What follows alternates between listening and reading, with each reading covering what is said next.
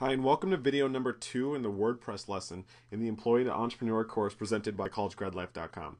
Now, in this video, I'm going to show you specifically how to update your website. I hope that you've already listened to the audio and open up the WordPress lesson packet, because during this video series, I'm going to be referring back to both the audio and the lesson packet. I'm even actually going to have my lesson packet open, as you can see on the screen over here. So I just want to make sure that you have all that. So please have yours open. And if you're not a part of the course yet and you're just watching this video on YouTube, I encourage you to check out collegegradlife.com/entrepreneur to sign up for our free 90-day employee to entrepreneur course, where we teach you how to become a web entrepreneur. Now, on page 5 of your lesson packet, you're going to see a screenshot with an arrow pointing up to the update button on your dashboard. Now, when you click on this, you'll be presented with a few different options. What you're going to see is that you need to update to a newer version of WordPress. And there's two different buttons. One says update automatically, and then one says download the new update. Now, I'm going to show you how to do it by downloading it, because I prefer to do it that way as opposed to update automatically, because for me it actually tends to freeze my site. So I like to do it through my FTP. It seems a little more complicated, but it's actually not. It's only 3 simple steps. So what you want to do is just click download. It's automatically going to start downloading onto your computer the same way that it did before. You're going to have it right there. You're going to connect with your FTP to your website. So now that you've done this before in lesson 10, you should be able to easily connect to your website at any time through your FTP through CyberDuck, so that you can open a direct line to your server.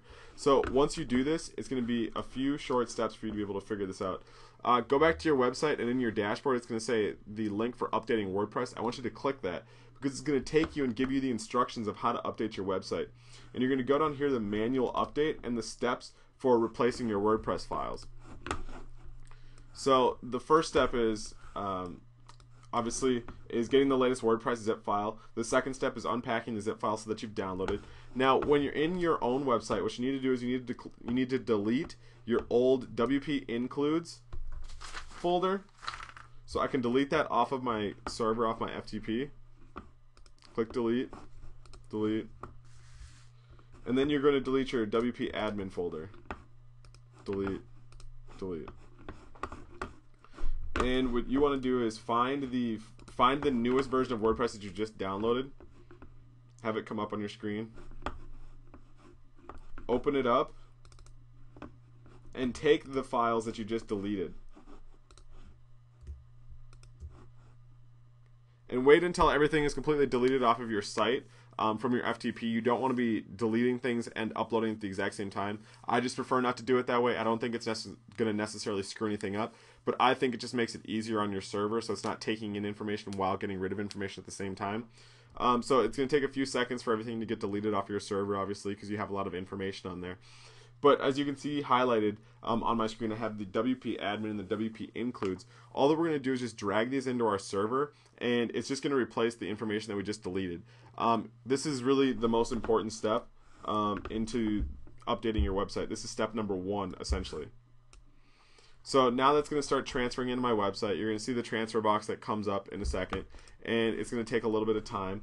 And then what you're going to do is you're going to unload your individual WP-content folder files into that folder. So on here, I need to be able to open up my WP content, and again, I need to find the information that I have for my new WordPress folder. Open up the contents of this one, and then simply replace them. Put them in there so that they can replace them. And if I do it that way, now my site is going to be completely uploaded or updated through my FTP client. It's going to take a few minutes just because such big files that I'm uploading, especially the WP admin and WP includes. But adding the contents of my WP-content file is going to be pretty slow or pretty quick, as you can see here. And once that's done, I'm going to be able to show you that I have a completely updated WordPress site now, actually, which is really, really nice, because now it's up to date in case I was having any problems with any of my plugins or any of my widgets, which I'll explain to you in some future videos. But just remember, you don't necessarily need to update all the time. It's really your call. I don't say do it unless you're having problems already with your website, which can only be fixed by updating. I actually don't like to update my WordPress site that often, and that is because once you get a good kind of synergy going with your plugins and your widgets, you really like how it functions, and you don't want to risk somehow it not working as effectively as it was before. So in the next video, I'm going to show you just how my WordPress site has been updated since I'm getting to my limit in this video.